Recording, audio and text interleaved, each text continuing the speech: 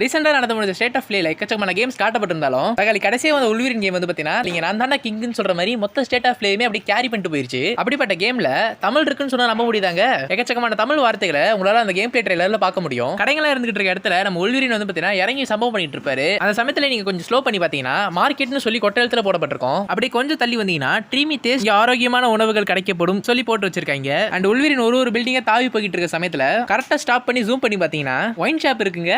அதுக்கு வேற தமிழ்ல டைட்டில் இந்த மாதிரி எக்கச்சக்கமான தமிழ் வார்த்தைகளை இந்த கேம் பிளே ட்ரைலர்ல உங்களால பார்க்க முடியும். இந்த கேம்குள்ள தமிழ் இருக்கிறதுக்கான காரணம் என்னவா இருக்கும் சொல்லி யோசிச்சீங்கன்னா அதை சொல்றதுக்கு தான் நான் இருக்கேன். டிசில எப்படி கற்பனையால் உருவாக்கப்பட்ட கௌதம் சிட்டி இருக்கோ அதே மாதிரி மார்வல்ல மன்றிப்பூர்னு சொல்லி ஒரு ஃபிக்ஷனல் சிட்டி இருக்கு. அண்ட் இந்த சிட்டி வந்து பாத்தீங்கன்னா நியர்லி சிங்கப்பூர்ல லொகேட் ஆயிருக்குன்னு சொல்ற மாதிரி காமிக்ல மென்ஷன் பண்ணிருப்பாங்க. சிங்கப்பூர்ல எக்கச்சக்கமான மொழிகள் பேசப்பட்டிருந்தாலும் முக்கிய 3 புள்ளிகள் எடுத்தீங்கன்னா தமிழ், சைனீஸ் அண்ட் இங்கிலீஷ் தான். சிங்கப்பூரை பேஸ் பண்ணி மன்றிப்பூர் இருக்கு. உள்வீரன் கேம் நடக்கிறதே மன்றிப்பூர்ல தான். இதனால தான் சிங்கப்பூர்ல பேசக்கூடிய லாங்குவேஜஸ் உள்வீரன் கேம்குள்ள பார்க்க முடியுது. தமிழ்ல கேம்குள்ள பார்க்கும்போது ஆனந்தமா இருக்குது ஐயா.